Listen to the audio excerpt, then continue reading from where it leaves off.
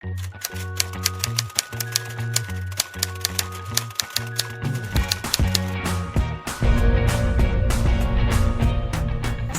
warahmatullahi wabarakatuh. Nama saya Feby Putri Syamartin, NIM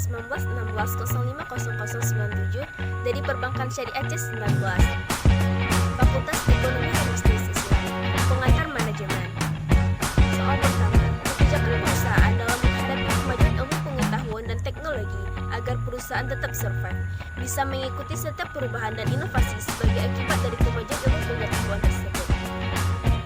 Kita dapat melakukan dengan cara terkait dengan teknologi yang lebih lanjut. Dikatakan bahwa perusahaan dalam kebanyakan individu dan industri harus merespon pertumbuhan penggunaan internet.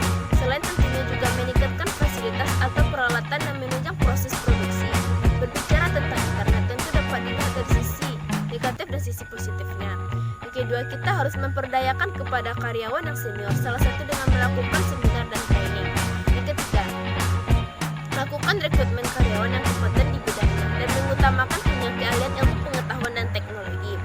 Soal nomor 2, bagaimana mengoptimalkan fungsi dan potensi sumber daya organisasi. Salah satu yang pokok adalah dengan mengukur kinerja karyawan secara berkesinambungan.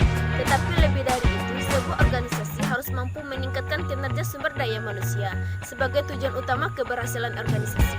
Artinya, segenap daya dan kemampuan sumber daya manusia pada prinsipnya adalah kemampuan mengoptimalkan individu-individu dalam organisasi yang bersangkutan, sekarang ini dan juga pada masa yang akan datang.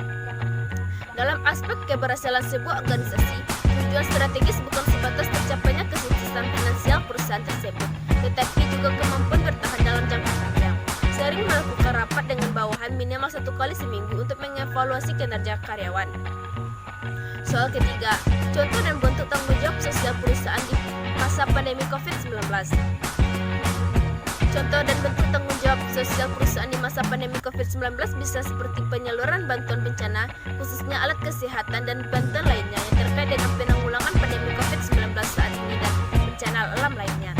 Badan umum milik negara saling bahu-membahu untuk membantu pemerintahan dalam upaya penanganan COVID-19. KAI siap berkontribusi aktif untuk memerangi wabah ini dan akan terus melakukan berbagai upaya untuk